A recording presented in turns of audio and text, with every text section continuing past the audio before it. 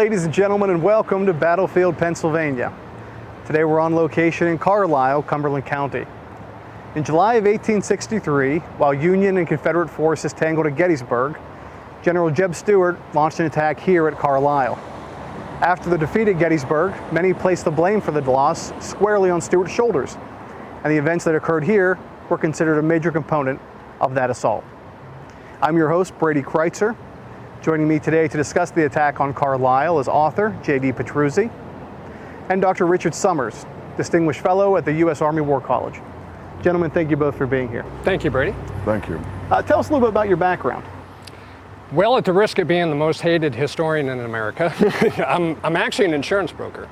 My interest in history probably goes back to when I was about 8 years old, kind of, the typical boy thing, discovering the cowboys and Indians and getting into that. But then all of a sudden I discovered that a lot of these U.S. Army fellows that were tangling with these Indians back after the Civil War in the 1870s, 80s, and 90s fought in this something called the American Civil War. And suddenly when I discovered these men and what they did, and the fact that we had this 4-year war that literally tore this country apart and pitted family against family, I was hooked and have been studying it ever since. And but really, because of the cowboys and Indians, I think that germinated that seed that got me first really interested in the cavalry. So that's one of the things that carries over into my Civil War studies. Anything to do with the cavalry is what I enjoy. I really enjoy studying it. And this particular topic, and when we're looking at events surrounding the Gettysburg campaign, because we're talking about a cavalry action here against the town by Jeb Stewart and his Southern horsemen, right up my alley and what I enjoy. So for the past decades, I just devour any information, anything that I can get on the cavalry at both sides. And really in my books, what I try to do, I guess, is bring the importance of what the cavalry did, which doesn't get talked about as much, the overall importance to all these different battles and campaigns. And here I am still 40 years later, and just like a kid, just as interested and engrossed in it and studying it as much as I ever have. And a third-time guest on Battlefield, Pennsylvania. Yes, sir. Yes, and I appreciate it. Dr. Sommers? I was born and raised in suburban Chicagoland. I did my undergraduate work at Carleton College, earned my doctorate at Rice University under the great Civil War professor Frank Vandiver.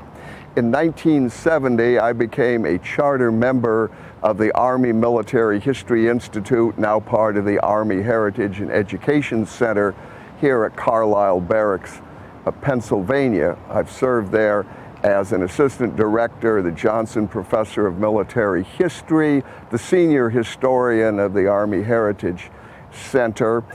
People tell me I retired in 2014, but I still teach a course in the Army War College.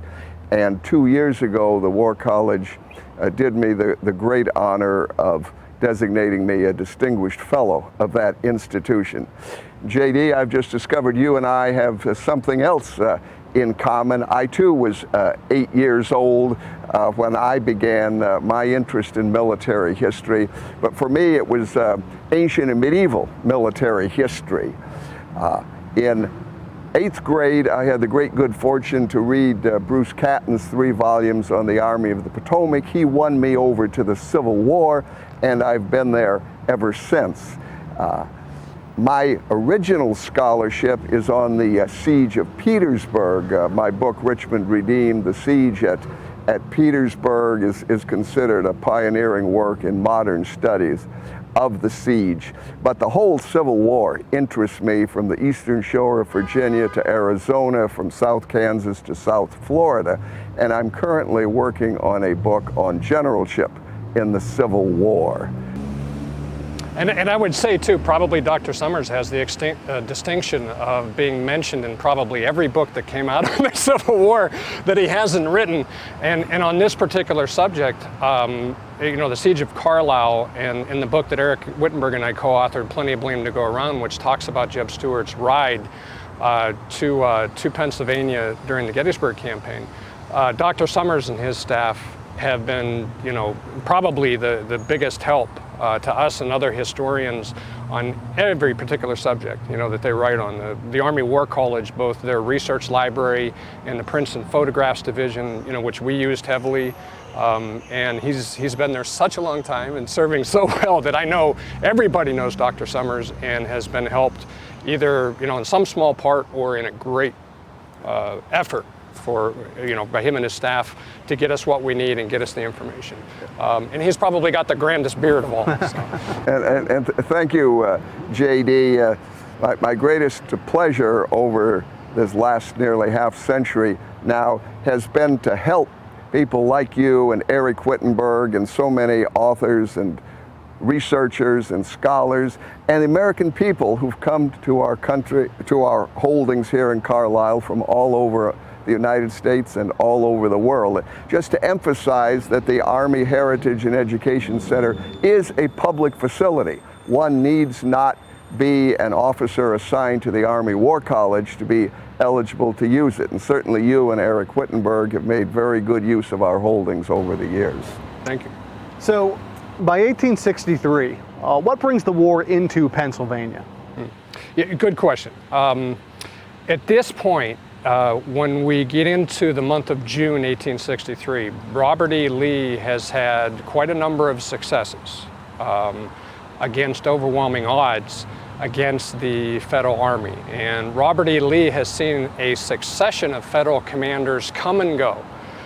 In fact, just a few days before the great battle breaks out at Gettysburg, we have another brand new Federal commander, George Meade, who is appointed to take over after Joseph Hooker is terminated / resigned.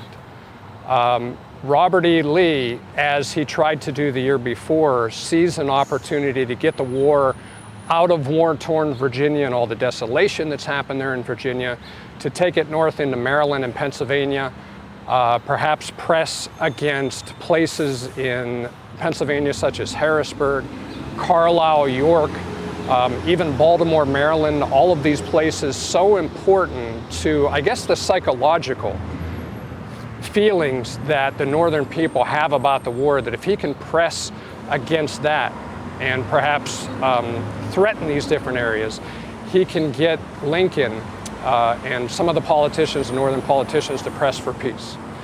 So he begins to bring his army into Pennsylvania. The first infantry that comes into Pennsylvania is that corps of Richard Ewell, and he is fronted by a crack cavalry brigade under Brigadier General Albert Jenkins. And we're going to talk a bit about Jenkins, in this area. He does quite a bit in Carlisle and places like Sporting Hill and so forth. By bringing the war into Pennsylvania, like I said, Lee can kind of get the responsibility and all the desolation and the destruction off of Virginia, but it accomplished both those military and political aims to try to bring an end to the war and literally win it. He hopes when he's in Pennsylvania to try to find pieces of the Federal Army that he can engage and perhaps defeat piecemeal or in peace. And as those troops start coming toward Harrisburg, Carlisle, York, and so forth, it really just scares the bejesus out of everybody, all the Pennsylvania residents that are here. So they start sending all their supplies, all their horses across the Susquehanna to get everything, out of this area. So Robert E. Lee is definitely accomplishing his aims, but he's going to find out that things get off the track pretty quick, and that's due to a number of factors. And may I add a couple of additional dimensions to what you stated so well, JD. In the overall grand strategic context of the whole war effort, things have gone very well for the Confederates in the Eastern Theater. The Middle Tennessee Theater has remained static since late December, the beginning of January, but along the Mississippi River, things are looking bad for the Confederates. Grant has besieged Vicksburg, General Banks is besieging Port Hudson, so the Confederates have to do something about that. And there are three ways that strategists can try to solve a military problem. They can take it on directly, send troops to Mississippi to try to raise the siege of Vicksburg, defeat General Grant, or to open up a new front in Middle Tennessee, which had worked very well for them when they put their emphasis there in the late summer and early autumn of 1862. They'd been unable to capitalize on it, but nevertheless, it had appeared promising then. But what they decided on was the third option, which is to reinforce success. In the Eastern Theater, they had the best army under the best Confederate general, Robert E. Lee, so they were going to rely on him to carry the war into the North and perhaps cause the Federals to have to send troops that otherwise might have gone to the siege of Vicksburg into the Eastern Theater to try to oppose Lee. And the invasion of Pennsylvania, in addition, would have all of the benefits that UJD have described so well. There's one other dimension that's been identified by a former colleague and longtime friend of mine at the Army Military History Institute, the late Mr. James Cagle, in his book, North with Lee and Jackson. Ever since 1861, Stonewall Jackson and now Lee had been targeting the coal fields of Pennsylvania, especially the anthracite fields on which the great steam frigates of the United States Navy depended. They could not burn soft coal. They could not burn wood. They could only burn hard coal, anthracite. If the Confederates could penetrate into the anthracite region, they could potentially disrupt the coal supply for the United States Navy. So there are all of these dimensions: grand strategic in the whole war effort, strategic in the Eastern Theater, operational here within Pennsylvania itself, that carry the Confederates into Cumberland County and the Commonwealth in the late spring and early summer of 1863. Many logistic considerations, yeah, as Dr. Sommers said, and it kind of leads us into here, you know, when we discuss Robert E. Lee's decisions, and I guess the framework within the way that he proceeds north into Pennsylvania. And this goes directly what we're talking about here today. As early possibly as June 18th, 1863, during what we know as the Valley fighting, when Jeb Stewart was fighting in the mountain passes down in the Valley in Virginia, trying to mask Robert E. Lee's movements north and getting into a whole lot of scraps, thousands of casualties, you know, and this is just a couple of weeks before Gettysburg. But possibly as early as June 18th, 1863, Jeb Stewart proposed the idea of doing almost like a second ride around McClellan, like he was so successful earlier, but of course this is going to be a ride around Hooker's army at the time, because Hooker was the commander in this period we're talking about. We get this from Henry McClellan, who's one of Jeb Stewart's staff officers, who recorded that Jeb Stewart, as early as the 18th, wanted to do that. So over the next few days, he proposes that to Robert E. Lee, who then approves the idea of Jeb Stewart coming into Pennsylvania separately, sort of paving the way and staying on Corps Commander Ewell's right across the mountains. Ewell is supposed to be going towards York, Pennsylvania. And Jeb Stewart is tasked with a multitude of responsibilities. And this is back in 1863, when we don't have cell phones and aerial reconnaissance and whatever. Jeb Stewart and his Confederate cavalry are supposed to be watching for Ewell, meet up with him in Pennsylvania, all the while doing all the damage that he can in Pennsylvania and collecting as much supplies. And as you said, you know, threatening logistically the military material that the North can work with. Quite a big order 150 years ago to do this. And this is one of the major things that leads us into what happens with Jeb Stewart on his 10-day ride, all the battles and everything that he gets into, and the fact that it takes him 10 days to go approximately 200 miles, which is a pretty good jaunt, but he's unable to hook up with Robert E. Lee until the Battle of Gettysburg is already underway on July the 2nd.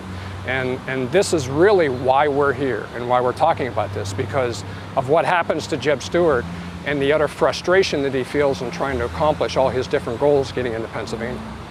Now, Carlisle is not a normal town or city in Pennsylvania now or in 1863. Dr. Sommers, what was Carlisle like in the 19th century? Well, to understand Carlisle's significance, we might even go back into the 18th century. When the Scots-Irish settlers first crossed the Susquehanna River into the Cumberland Valley, they established their Presbyterian churches.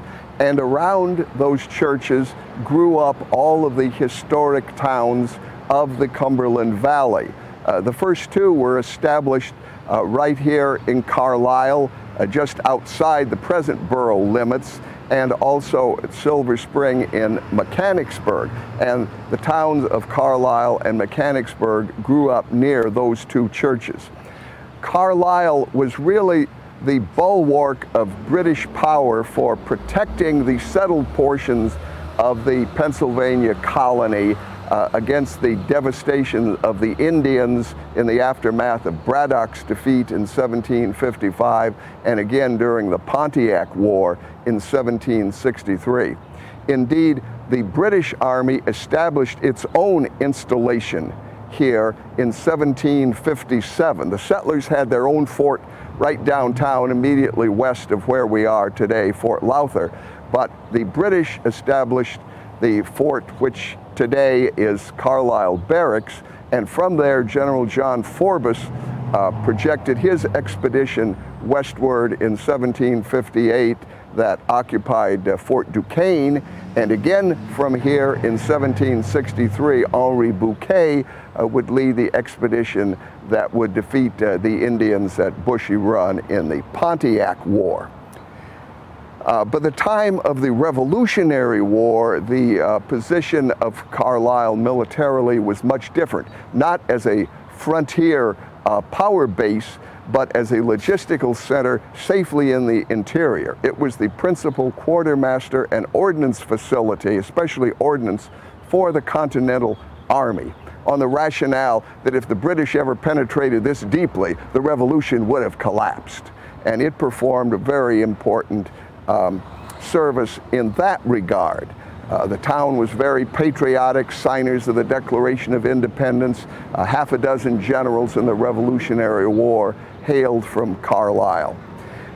By the mid-19th century, Cumberland County no longer encompassed all of western Pennsylvania, and the town was not as important militarily, but it remained the seat of Cumberland County. And in the military sense, Carlisle Barracks continued to serve in an important capacity.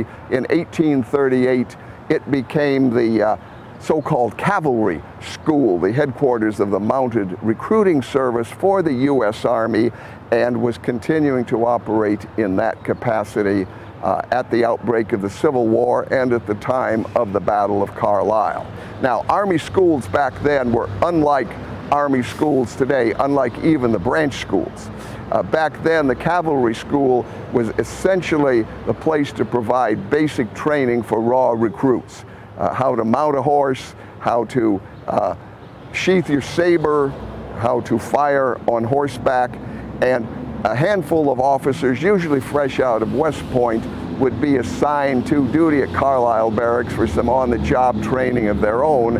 And then when the enlistees were sufficiently trained, one or another of those officers would take them out to join the regiments in the Indian frontier in Florida or out in the West or to the Mexican border. And I think it's important to remember too that many of these Confederate officers and soldiers that are riding with Jeb Stewart had spent a good deal of time here in Carlisle prior to the war. At least one of his regimental colonels was a student. Many others had either taught here or were students here. So by the time they pulled up reins in Carlisle, late on July 1st, and we're kind of skipping ahead just a bit, but it kind of gives some background, to the probably the mentality of a lot of these Southern soldiers. By the time they came into Carlisle, I'm sure immediately in their thoughts was the affinity that many of these Confederate officers and soldiers had for the barracks, for Carlisle itself, the people that they knew here. You couldn't be a student here without interacting with the people in Carlisle, and we have a lot of reminiscences of many of Jeb Stewart's troopers who, just for their few hours that they spent here in Carlisle, their thoughts were filled with, really their love for this area. It was such an important place in their training, militarily, we're talking the 1840s and 1850s. And here they are coming back to, You know, imagine, I guess, going back to your old alumnus, your old college or your old university, and then having to siege it, having to bomb it, you know, because our orders are, that's what we're going to do unless this town surrenders. And that's why I think a lot of these officers spent more time writing about their affinity and their love for Carlisle and their barracks and their experience here than they did July 1st and 2nd writing about, you know, what they did here as far as the siege. It's quite interesting, it really is. Jeb Stewart himself had not been assigned to the Cavalry School because the U.S. Army was being expanded right when he graduated from West Point. And so he was sent immediately to the Regiment of Mounted Rifles and then transferred to the new 1st U.S.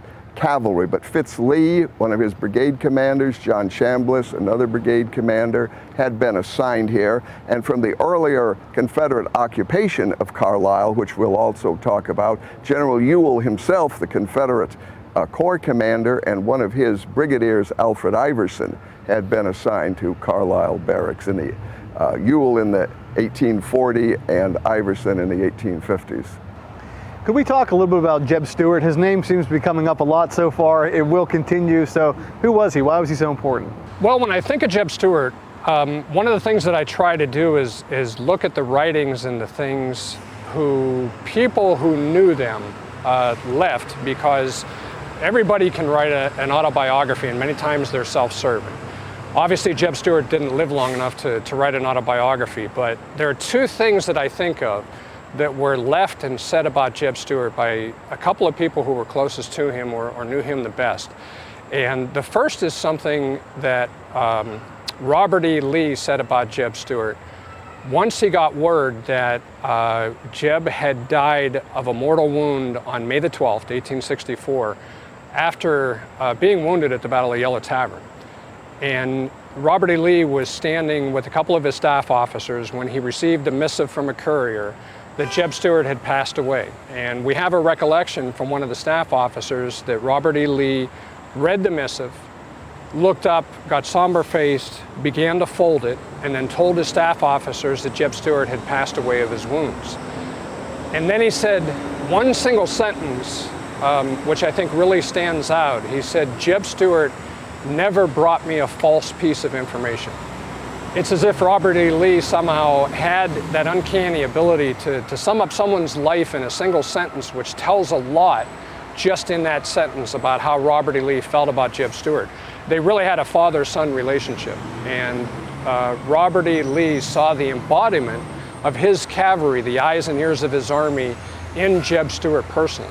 The second thing that I think of is from a Northern cavalry officer, Brigadier General David Gregg, who met Jeb Stewart on the battlefield more than once and found him to be a worthy adversary and vice versa. But David Gregg said about Jeb Stewart that he was the greatest cavalryman ever foaled in North America. Foaled in the sense of a horse being born, a colt being born. Greatest cavalryman ever. And David Gregg was able to size up cavalrymen. He was definitely a no-nonsense, kind of like a John Buford sort of cavalryman.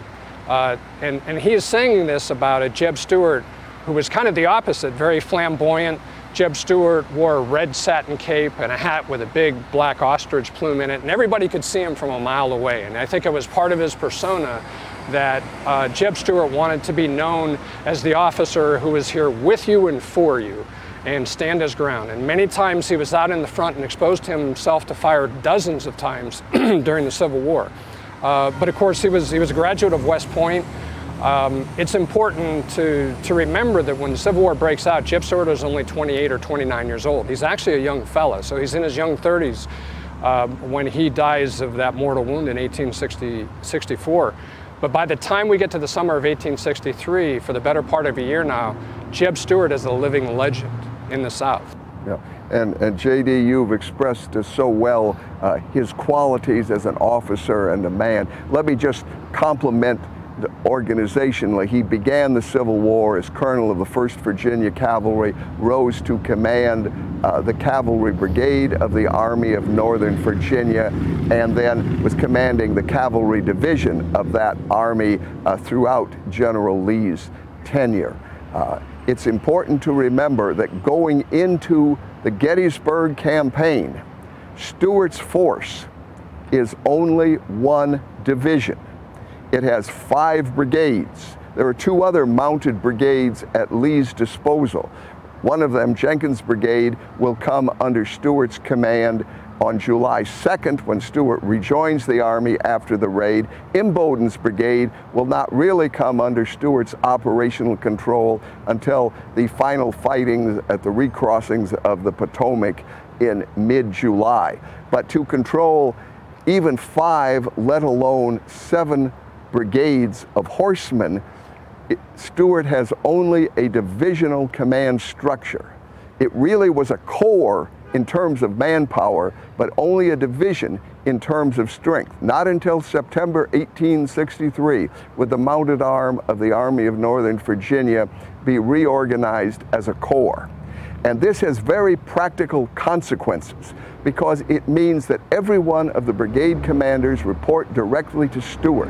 There is no official structured divisional subordinate below him. And this will have a very important impact on the use or misuse of the mounted arm during the Gettysburg campaign. Could we talk about what Jeb Stewart does in Pennsylvania in relation to the rest of Lee's army? Sure. As I said before, he was given quite a number of tasks to complete here in Pennsylvania. He was to proceed from Rector's Crossroads, starting out on June the 25th. So this is about 6 days or so before the battle's going to break out here in Pennsylvania at Gettysburg. He is to stay on the right of General Richard Ewell's corps, sort of feeling his right and protecting his right. By that end, Ewell is to proceed east of the mountains into Pennsylvania. He ends up proceeding part of the way west of the mountains, and this does not make Jeb Stewart's responsibility or his task any easier, much more difficult. He is ordered to do as much damage as he can to Northern war material and resources, and also by that we're going to have collateral damage, so to speak, amongst the citizenry. But he's ordered to do as much damage as he can, to collect as many supplies for the use of the Army as he can when he gets into Pennsylvania, and then rejoin the Confederate Army, aka Ewell's Corps, somewhere in Pennsylvania, possibly around York, around Harrisburg, and to do all this in a 200-mile march while basically living off the land as best he can. And as I mentioned before, when we go back 150 years and you look at the sheer logistics of this, it's amazing that they did get here at all, to be honest, and to make it on the Gettysburg battlefield by July 2nd. Jeb Stewart will later complain in his official battle report of the Gettysburg campaign that once he gets into Pennsylvania and Jeb Stewart gets tangled on June the 30th with Federal Cavalry at Hanover, Pennsylvania, in an all-day pitched battle, lasts about 10 or 12 hours, when Ewell is just north of him, about 10 miles away, and one of his division commanders, Jubal Early, hears Jeb Stewart's guns, or what sounds like artillery, in the area of Hanover, never makes any effort whatsoever to contact Jeb Stewart or find out who's there. Obviously, the two sides are fighting. Somebody is fighting in the Hanover area, but neither Ewell nor Early make any effort to try to find out what it is or to hook up with Jeb Stewart. So Jeb Stewart is left at the end of June 30th to break off from Kilpatrick's Federal Cavalry Division at Hanover and then go further to the east and then try to get north to get in the area of York and Carlisle while avoiding any more Federal Cavalry. By that time, June the 30th, for the previous 5 days, he had already been delayed by skirmish after skirmish and a couple of pitched battles. Tries to make his way north, and he's interviewing civilians, he's getting as many newspapers as he can, he's trying to find any information about where any portions of the Confederate Army are in south central Pennsylvania, if at all. By the time he does get information that Ewell has been in the York area, it's already 5 or 6 days old. When Stewart then starts heading north and then trying to find any elements in the Confederate Army to hook up with, they're already gone. So he decides to make his way toward Carlisle. So he has just spent the last 3 or 4 days in pitched battles and skirmishes trying to accomplish his ends to meet up with friendly troops of whatever possible type, and he's always missing them. It's like an never-ending nightmare that just keeps, going on. And in addition to that, he's dealing with a large wagon train, about 125 wagons that he captured at Rockville, Maryland, outside of Washington, D.C., that has been slowing down his progress. The logistics of it is just mind-boggling when you look at these troopers and what they tried to do on no food, very little water, spotty forage for the horses. They're literally falling asleep in the saddle. Their comrades would laugh at them when they fall asleep in the saddle and hit the road, and they got to pick themselves back up. These guys have gone for 10 days with no sleep, and 100 miles into enemy territory. And like I said, it just boggles the mind when you think of what they had to do and what they went through. Whenever he gets to Carlisle, is Carlisle in a defensible position? Is there Union troops here in the city? Let me speak to that. The overall Confederate advance from the Fredericksburg area northward broke through the outer shell of Federal defenses at the Second Battle of Winchester, the First Battle of Stevenson's Depot, June 13th to 15th, 1863. Once the Confederates broke through that, there was really no existing force to stop them. In Pennsylvania proper, there was a provisional company of cavalry recruits here at Carlisle Barracks. There was a company of walking wounded and convalescents in the York Military Hospital. That was it.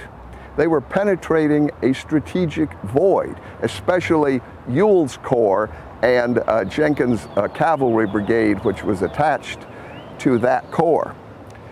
The Army of the Potomac had been down at Falmouth opposite Fredericksburg and moved back north through Dumfries and Fairfax and Leesburg, would not cross the Potomac until June 25th, 27th to the area of Frederick, Maryland. So the Confederates have really gotten north of the Yankees in this operation. We know that the Army of the Potomac is coming up after the Graycoats, but who can head them off? General Couch, who was a veteran of distinguished service in the Army of the Potomac, was sent to take command the new department of the Susquehanna. He persuades Governor Curtin to issue a call for volunteer troops to serve in Pennsylvania for the duration of the war, just home guards. Nobody responds. President Lincoln issues a call for 100,000 6-month volunteers, half of whom are to come from Pennsylvania. Barely 5,000 men enlist under that, and most of them aren't mustered in until mid-July or even August, after the crisis has passed. So then one turns to the militia. Now, the essence of American military manpower policy since the founding of the United States was based on the model of the ancient Roman Republic, the virtuous citizens who would take up arms in time of danger to protect the country. And the militia laws of the United States required every able-bodied white male between the ages of 18 and 35 to serve in the militia, with a few exceptions for conscientious objectors and so on. When the Indian frontier was just over North Mountain out here in Perry County, and the danger was clear and present, that militia system was viable. But as the Indian frontier had receded out onto the Great Plains, as the threat from England appeared not to be particularly alarming, the militia system throughout most of the United States had atrophied. In theory, Pennsylvania had 300,000 militiamen in 20 divisions as of the last muster, which was in 1858. In reality, they had only 2 regiments. They had 20 division commanders, but they could field only 2 regiments of militia. So Pennsylvania had to create its militia anew. It created about 7,500 men to go into United States service as militia, and about 24,000 men to go into state service as militia. The first group actually was in the field by late June, but only one regiment of state militia was in the field by the time that the crisis of the Gettysburg campaign peaked. So Pennsylvania is not well able to protect itself. Thank goodness for New York. New York and Massachusetts were the only two states that maintained a viable militia system consisting of not only colonels and generals, but of corporals and privates. 4 times during the Civil War. In the initial outbreak of the war, during the Stonewall Jackson scare in May of 1862, the Jubal Early scare in July of 1864, and most importantly, right here during the Gettysburg campaign, New York sent its National Guard into the field. 14,000 fighting men plus 2,000 volunteers. Most of them came here to Pennsylvania. 8 regiments went to Baltimore, 1 to Washington, D.C. But the greatest number were here in the Commonwealth, and most of them were concentrated to protect Harrisburg. And with them came their generals. This was unheard of in the Civil War. Both President Abraham Lincoln and President Jefferson Davis jealously guarded the presidential prerogatives of appointing general officers. They allowed states to raise troops, commission officers up to the grade of colonel, but the appointment of generals was a presidential responsibility. Yet so dire was the crisis that President Lincoln did not insist upon that consideration, but he accepted 6th Brigade headquarters, including 5 brigadier generals of the New York National Guard, one of whom, General John Ewan, would command the troops, a brigade of troops here under General Smith during the Battle of Carlisle. Now, most of these troops that were concentrated around Harrisburg formed the 1st Division of the Department of the Susquehanna under General William F. Smith. And 2 brigades of that division would participate in the skirmishing and the fighting on the what we call the West Shore, the area just to the right bank of the Susquehanna, near where Camp Hill stands today. Camp Hill didn't exist in 1863 during the campaign, but it was where the fighting occurred on June 28th, 29th, and 30th.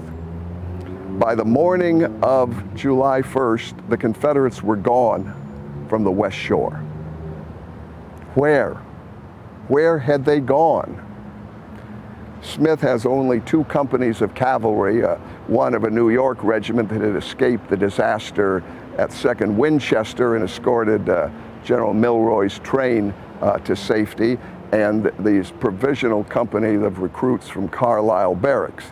He sends these horsemen out to scout for the Confederates, but he has to rely on infantry, like Robert E. Lee was relying on his infantry to try to find where the Yankees were at the end of June, early July of '63.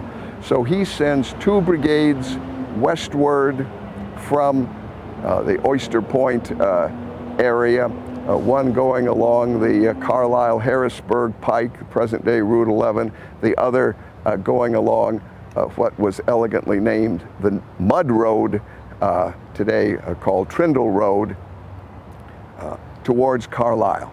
And so these troops would be approaching Carlisle, not sure of what they would find. What they found were townsfolk delighted by the arrival of their deliverers. The Confederates had pulled out of Carlisle, General Ewell on the morning of June 30th, and General Jenkins had passed through Carlisle overnight of June 30th and July 1st. But now here on the afternoon of July 1st, the troops that are arriving are federal forces, a brigade of New York National Guardsmen, a brigade of Pennsylvania militia, a battery of Philadelphia militia, not even state militia, but city militia, coming from the West Shore to deliver Carlisle. So these were the troops that were coming into the city at this period. So we have two forces coming together here at Carlisle, one in waiting. Take us through the battle on July 1st. And the Federal forces came into town along the Trindle Road, which is High Street, the east-west street right behind us, and the Harrisburg-Carlisle Pike, which is Hanover Street, the north-south street also just behind us. They were greeted here on the town square by the townsfolk, and in the market house, which stands just across from this historic old courthouse where the new courthouse now stands. That was the site of the market house. The soldiers were treated to meals and water and milk by the townspeople. The soldiers were exhausted. They were not experienced soldiers. The Pennsylvanians were totally raw. The New Yorkers had seen a little service, at least had been in uniform in 1862, but they also were tired, and they were grateful to have this meal. There were some reports that the Confederates might be coming back up the Baltimore Pike, which is Hanover Street going south, present-day Route 34 and 94. And so that was the route on which General Ewell had left town on June 30th. So General Ewan took the 22nd New York National Guard, one section of Battery A of the Philadelphia Light Artillery, and moved south to a high ridge of ground, which I think is the site overlooking the present Carlisle Country Market, where he thought he had a good blocking force. But he didn't realize that the approaching Confederates were not coming up the Baltimore Pike, but up the York-Carlisle Road, present-day Route 74. That's how Stuart was approaching from Dover. He had left Wade Hampton at Dillsburg, the key intersection of the Carlisle-York Road with the Harrisburg-Gettysburg Road. Colonel Nye, in his epic study of the campaign, plausibly surmises that Chanton-Bliss's brigade was probably left at Brantsville, where the York Road crosses Yellow Breeches Creek, although at least one of Chambliss's regiments would fight at Carlisle, the 9th Virginia Cavalry. And with Fitz Lee's brigade and the 6 pieces of horse artillery, Stuart proceeds on to Carlisle. He's totally passed around into the left rear of Ewan's blocking force, and he emerges where York Road turns into East High Street on the late afternoon of the 1st of July. The Confederates are astonished to find that Ewell is no longer in town. Still, they have not managed to link up with the Confederate forces, but instead there are Yankees downtown. So Fitz Lee sends in a demand to surrender the town. The Federal General William F. Smith, who is a regular Army officer and a brigadier general of volunteers assigned to command this division, a very experienced soldier, refuses the demand. And so the Confederates began shelling the town. They unlimber their guns probably about where the Taco Bell restaurant now stands. They were all open fields in those days. The Letort Creek marked the eastern limits of Carlisle, and there was virtually nothing east of there except for the city gas works and a lumber yard. Otherwise, farm fields, a small canal along the Letort Creek. Stuart our horse artillery unlimbers there, facing west down High Street. The Philadelphia Militia Battery unlimbers here on the town square with 2 guns facing eastward down High Street, 2 guns facing northward back up Hanover Street. General Ewan comes back with the 22nd New York National Guard and the 2 guns with him back into town. I surmise that he probably occupied the rise of ground that crosses South High Street just below South Street. Militarily, it's a good defensible crest right on the border of town. And the old town cemetery, with its pre-existing stone walls, provided a ready-made redoubt for anchoring the southeastern salient of Smith's line. Local home guards spread out as skirmishers along East Street, and the main federal force, with Colonel Brisbane on the left, with his 4 Pennsylvania regiments, General Smith in the center with the 37th New York National Guard and a battalion of the 12th New York National Guard, which had been perched up in Sterrett's Gap and had seen Smith advancing westward and had come down to join him.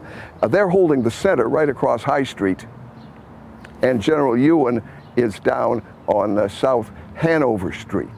So here you have the forces deployed, all ready for battle, except for one thing: neither side wants a battle. Stuart did not come here to fight. As J.D. has pointed out so well, the Confederate troopers were exhausted. They were hoping to finally make connection with Ewell. Didn't want to fight a battle. The Federals in town, except for Smith himself and 2 of his staff officers, are completely inexperienced. They will fight if they have to defend the town, but they're not going to go out and counterattack and try to take on the Southerners. So the battle becomes essentially skirmishing and shelling of the town. The Philadelphians actually shoot quite well. They only fire 3 shots before Smith orders them to hold their fire, but it causes the Jeb Stewart horse artillery to limber up and fall back to high ground. Now, there's a very conspicuous ridge across East High Street.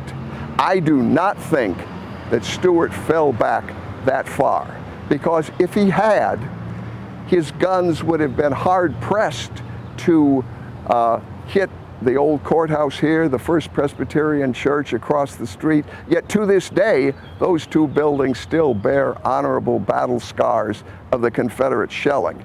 And surely, from that far east, the Virginians could not have hit the train station, which is a block to the west of us here, or Dickinson College, which is 2 blocks to the west, or the freight station, which is further west from Dickinson. Yet we know all of those areas were hit. So where the Confederates fell back to, I think, was near what is today the Pizza Hut.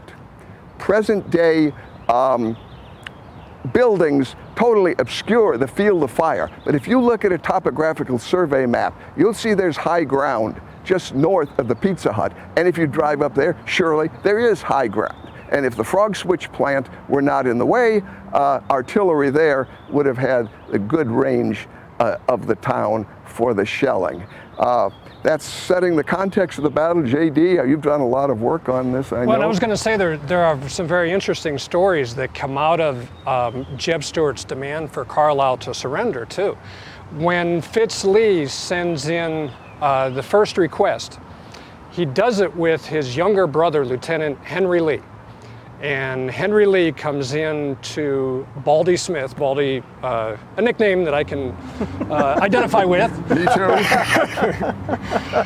When he comes into Baldy Smith's headquarters with a flag of truce, he has this, Henry Lee has this large 1/3 bedsheet sized white flag that he comes carrying in with this surrender demand. He comes up to General Smith and informs him that Jeb Stewart wants him to surrender the town, or he's going to bomb away at it with his artillery. And while Smith is sitting there taking all this in, one of the old local women, Polly McGuire, I think, or something like that. Polly McGinnis, yes, who is cooking some food and making some coffee for General Smith and his staff, starts patting him on the back and says, "Don't do it, General, don't do it, don't surrender. Don't surrender, let them do whatever they want to the town as long as one brick stands upon another." And General Smith, so he looks at Henry Lee straight in the eyes and says to him, I quote, "And shell away and be damned." And that's the message that Henry Lee has to take back to Fitz Lee and, of course, Jeb Stewart. And that first shelling begins, which maybe lasts about a half hour to 45 minutes. The shelling here at Carlisle is going to be a total of, so depending on the reports and so forth, maybe a total of 3.5 hours, 4 hours. We're talking about 9, 10, 11 o'clock at night, and perhaps lasting till probably 2:30 or 3 o'clock in the morning, all times being relevant. But very sporadic, and that's one of the interesting stories. One of the quotes that comes out of it, when a second flag of truce is sent in after this initial shelling, apparently the only reminiscence that we have of what Smith's answer was then, it was even more colorful than the first. I wish somebody would have recorded it and written it down, because I'm sure it was probably one for the ages. We don't have it, but anyway, Smith, as Dr. Sommers said, refuses again. The shelling starts again. There's damage to several buildings in town. Of course, the courthouse, as the doctor said. And at some point during this second shelling, the Carlisle barracks is fired. A lot of wooden buildings there. And between that and the local gasworks that are also lit on fire by Jeb Stewart's men, this was a literal inferno that people could see for miles around. In fact, one of the messengers that Jeb Stewart sends out to try to find Robert E. Lee and the Confederate Army, when they eventually do come back with word from Robert E. Lee that a battle is underway at Gettysburg and to get there with all haste, they actually use the fires that they can see here for the last several miles as basically a beacon to find out where Jeb Stewart is. Yeah. And I'd like to build on what you so well pointed out, JD, about Carlisle Barracks. Now, Stewart is shelling the town. He is not shelling the post. Carlisle Barracks is outside Smith's defense perimeter. Smith is defending only the town itself. Carlisle Barracks in those days was approachable on East Lowther Street. North Street did not extend east of the Letort Creek. And then one would go up Garrison Lane, and even today you can see a street in town called Garrison Lane, which was the main entrance to Carlisle Barracks throughout the Cavalry School period. Smith had parked his wagons at Carlisle Barracks, and there were a few teamsters and wagoneers still with the wagons, but there was no defense force there because Captain Hastings had abandoned the post on the 25th of June, when General Knipe had fallen back before Ewell's advance. So Stewart is out at approximately where the Taco Bell is today, facing westward. He extends his right flank, the 4th Virginia Cavalry under Colonel Williams Wickham, northward, and occupies Carlisle Barracks without resistance. He captures the few wagoneers who were there. He burns the wagons. There are 11 buildings on post. 2 officers' quarters, 2 enlisted quarters, recruits' quarters, the commandant's quarters, the adjutant's quarters, the guardhouse, and some supply buildings. The stone guardhouse, which had been constructed during the Revolutionary War, is too difficult to destroy. So he leaves it. It remains standing to this day as the post museum for Carlisle Barracks. Fitz-Lee was a friend of the post adjutant, Lieutenant Thomas McGregor, so he spares the adjutant's quarters. For some reason not readily apparent, he spares the 2 supply buildings. He burns the commandant's quarters, the officers' enlisted quarters, and the stables. This is not an act of vandalism. This is a legitimate act of war against an enemy military installation. The United States and the Confederate States were at war. Carlisle Barracks was a U.S. Army post, and so Stewart is destroying an enemy installation. Some of the ruins of the officers' quarters were salvaged, the brick walls, when reconstruction of the post began later in 1863, but they were themselves destroyed in another fire in the 1920s. And on their site today stand the historic tennis courts. But the other officers' quarters on post that was rebuilt, the building currently there today, the Corin Apartments, is very similar to how the officers' quarters would have appeared in 1863.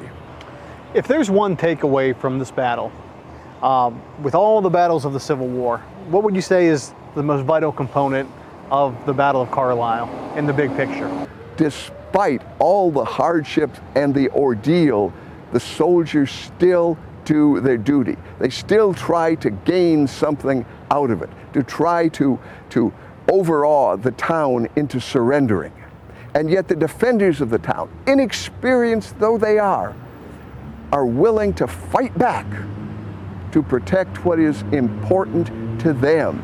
It underscores the humanity of war. A lot of Stuart's troopers were sleeping during the bombardment.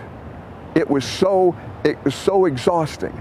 And yet they had traveled all the way to Carlisle, had done their duty here, and would ride back south through Boiling Springs and the Old York Road and down the Holly Pike and on down through Petersburg, or York Springs as we call it today, at Gettysburg, and would fight there very hard on July 3rd. Does the Battle of Carlisle change the course of the Civil War? No. Does the Battle of Carlisle change the course of the Gettysburg campaign? Not really. Does the Battle of Carlisle serve as an example of heroism, courage, fortitude, determination in the face of adversity? Yes. And thus it underscores the humanity of the military experience. There's a handsome monument right behind me. Gettysburg is full of statues in marble and bronze. But it's not men in marble and bronze. It's real live men in flesh and blood that fight in war. And some such men from Pennsylvania, from New York, from Virginia were fighting right here in the Battle of Carlisle on July 1st, 1863. It's unbelievable when we think today, if we got to go a mile to the store, we hop in the car. What these fellas had to do in trying to get sleep, whenever they could, is just unbelievable. Carlisle is kind of the cap on it before we get to the main Gettysburg battlefield. So there, I think it has a very special place of showing sort of the pinnacle of that frustration of Jeb Stewart's 10-day ride, and then what happens when he finally gets to Gettysburg. On that note, I'd like to thank my guests for joining us today. As always, if you have questions about today's episode or recommendations for future episodes, please visit our website at pcntv.com. For everybody here at Battlefield, Pennsylvania, I'm Brady Kreitzer saying so long.